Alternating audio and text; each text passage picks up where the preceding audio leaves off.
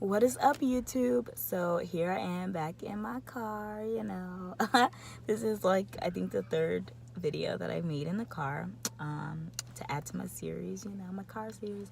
Anyway, I don't know how my makeup looks. I don't know if y'all really care, but yes, I have on makeup today, but I don't have on like serious makeup. Like lately I've been doing like foundation and stuff, but right now I just have like concealer and like my dark spots, and then like the eyeliner wing thing going on. I don't know how it looks, but yeah.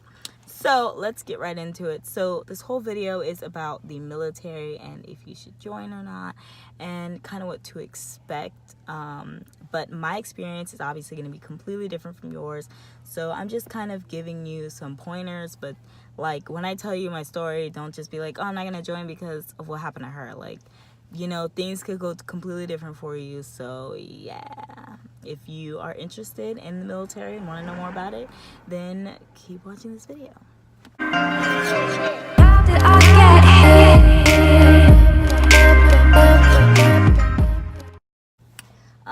So basically I joined back in 2013, and when I first went to basic, I was so nervous because the thing is like when I found out I was joining the military, my mom was like really proud of me, and I was 19 at the time, and she's like, I'm so proud of you. And my birthday was like right around the corner too, that's when I found out I was going to join the army.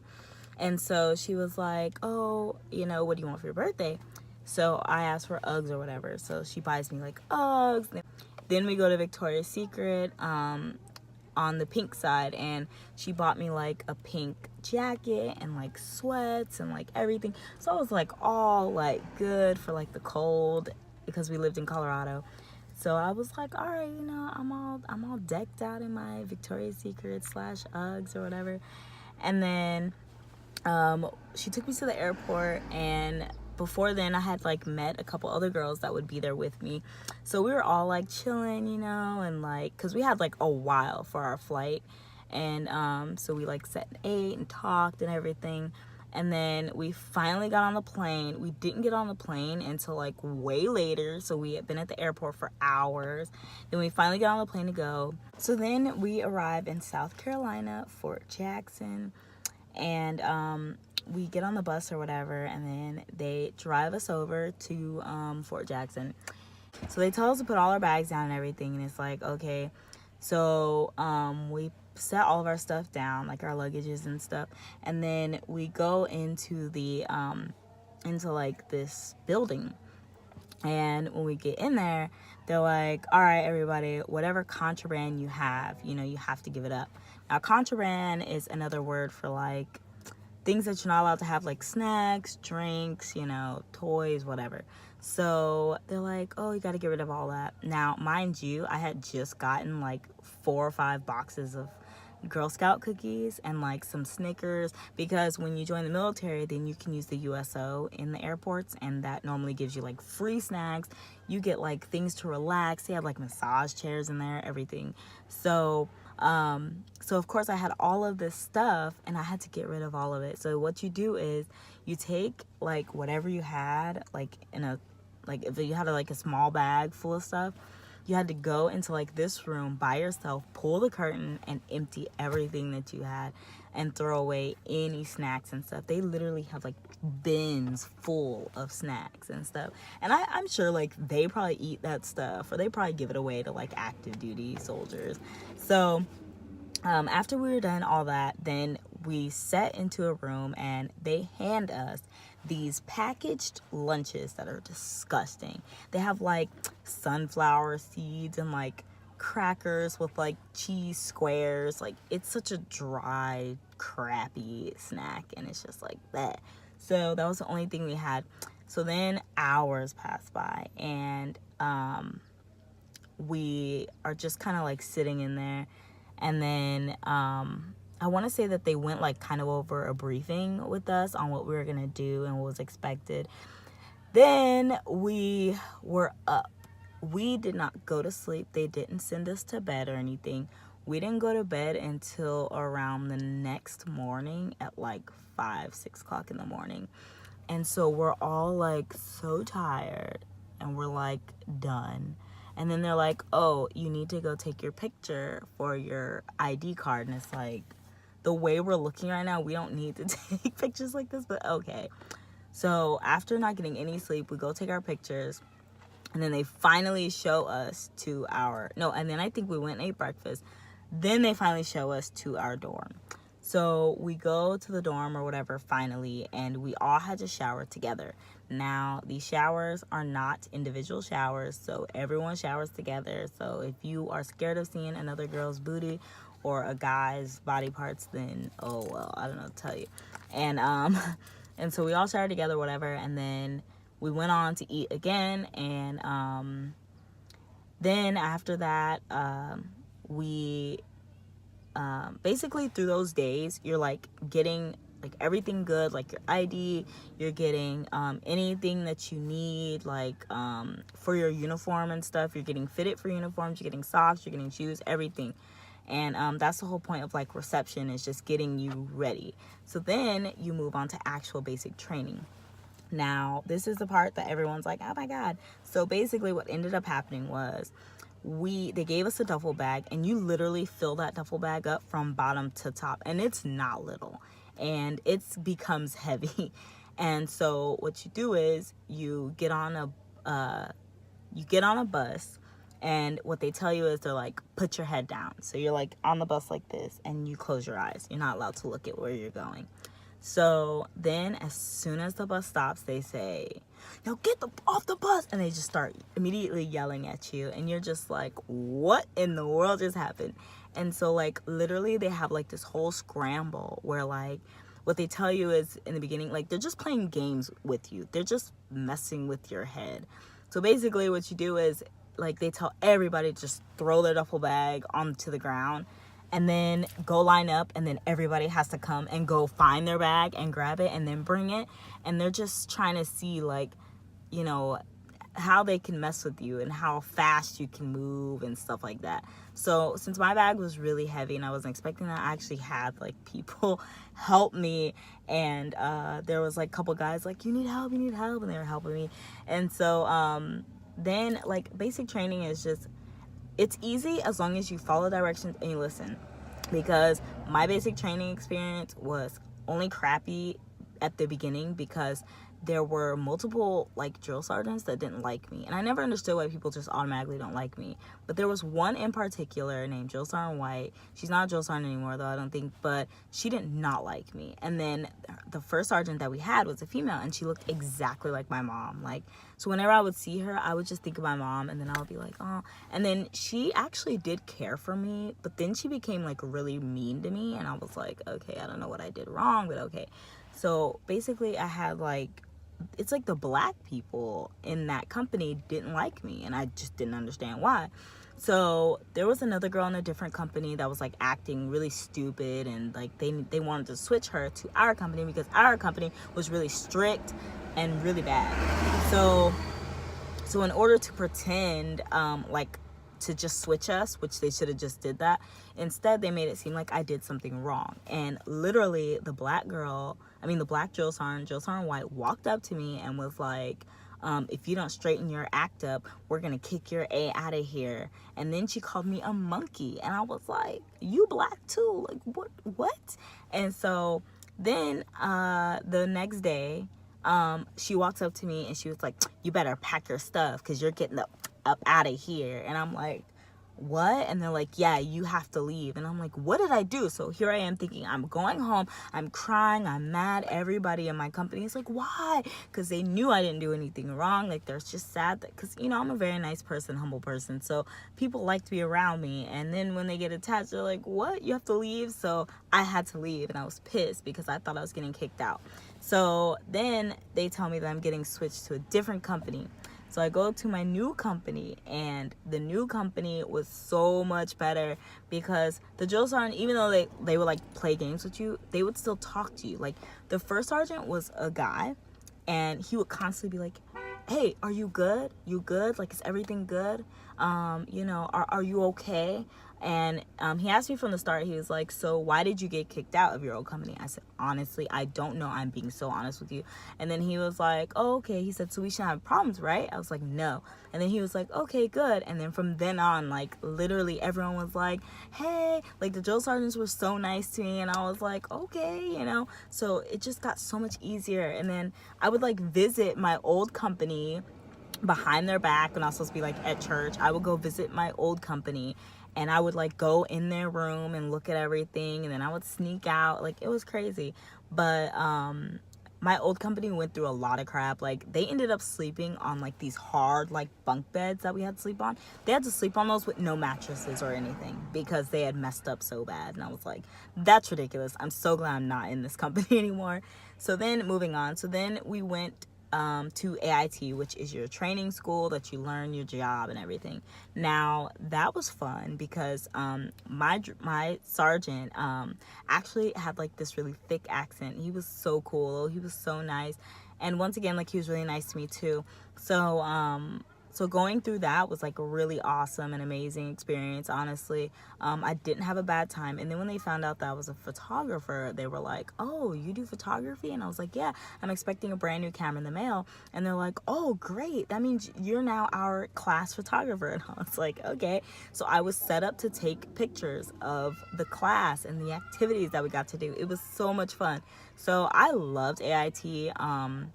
The only thing that sucked is that you're on a curfew, and if you were late on that curfew, you would get in trouble. I was late a couple times, but I didn't get caught up, thank God. And you have to earn a pass in order to go out, like, to the mall and stuff like that. That's the only problem. But other than that, like, AIT is fun. Like, you get your phone, you get all of your stuff back. You can wear, like, your civilian clothes on the weekends, pretty much. And, you know, you can wear civilian clothes when you go out to, like, to the malls and stuff like that. Just so you know, though, people do try to hassle you because you're in the military. So they're like, oh, you're in the military, you're brand new, cool. Well, you should buy this, you know. Don't you care about your mom? Well, you should buy this for her. And they try to, like, hassle you and everything. And so moving on. So then I actually ended up getting hurt in AIT somehow. And my leg was completely messed up or whatever. I don't know what happened. So I ended up on crutches for the rest of the time that I was there. I was probably on crutches for like 6 weeks. And they made me graduate because they asked me to take a PT test, which is a test like what you kind of do in PE in high school and stuff, you know, where you run and then we have to do like sit-ups and push-ups and stuff like that. I couldn't run because my leg was messed up. So thankfully, I did good enough on the PT test in the beginning of AIT. So that way at the end of AIT, they just counted my old score and said that I didn't have to do PT tests anymore. And I was like, thank God. So while everyone else had to do it, I was just chilling. And so then I found out where I was getting stationed. So from there, I went back home for 2 weeks. You get that. And you basically go back to your recruiting station, and your recruiter gives you like a job. Like, you can go out and try to recruit people or whatever. You don't get paid for it though. And by the way, you do get paid the entire time you're in basic and AIT. So all that money that you can't use in basic builds up, and when you check your account when you get to AIT, you're gonna have a buttload of money. And so then I left to Fort Bliss, Texas for my actual job. Now, I was a fueler, which is a 92 Fox. I absolutely love my job. I didn't like the people. Now, the people that I personally worked with, like my peers that were my age, we were great. Like, we were really good friends. I used to hang out with them. We used to go clubbing together. We used to do all types of stuff. And yes, they were all guys, but they were so chill. Like, they were to the point that if another guy tried to talk to me, they would be like, no, bro, like, she's with us, like, leave her alone. And they would ask me first, like, is it cool? Like, are you okay with being alone with this person or whatever? So they were awesome. But it was my supervisors that made it hell for me. So basically, if you can't take a PT test, because like let's say like your back is hurting or something like that, then they automatically think you're just not trying anymore. And then a lot of the sergeants, which are also called NCOs, are like, oh well, I have a broken ankle and I have this and I have this and I have this, and you see I still pass my PT test every time. Okay, that's you if you want to be broken for the rest of your life. But you know, why should I make mine worse just because you've already made yours worse? Like, and so basically what ended up happening was I was having a lot of back pain going on, and I told them that. I was like, look, like I'm having back pain. And when I first joined the military, they actually told me that I barely got in because I guess my back is like curved too much or whatever. So when I complained about my back, they didn't do anything. They just gave me muscle relaxer or whatever. Muscle relaxer doesn't really work.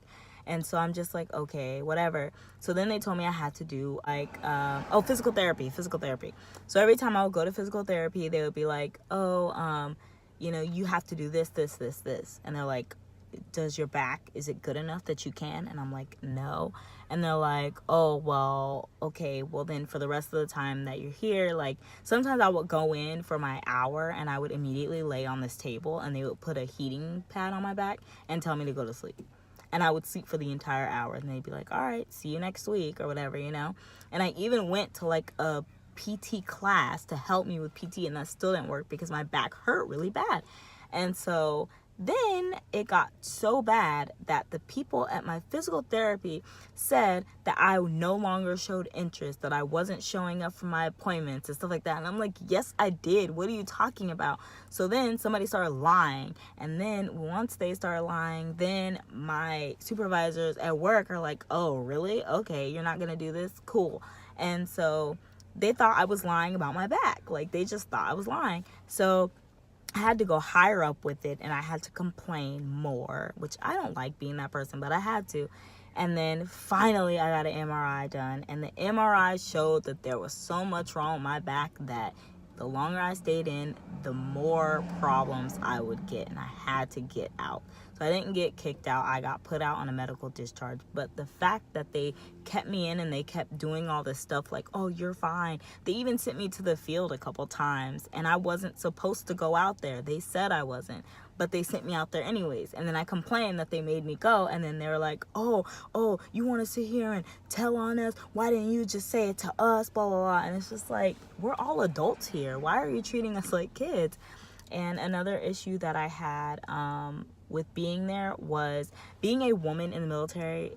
It may not be hard for you guys, but it was hard for me because I don't really sit there and call myself beautiful and find myself attractive and stuff, but I have gotten called attractive by people. And the thing is that like some of the guys that I work with found me attractive, and because of that I was considered a whore.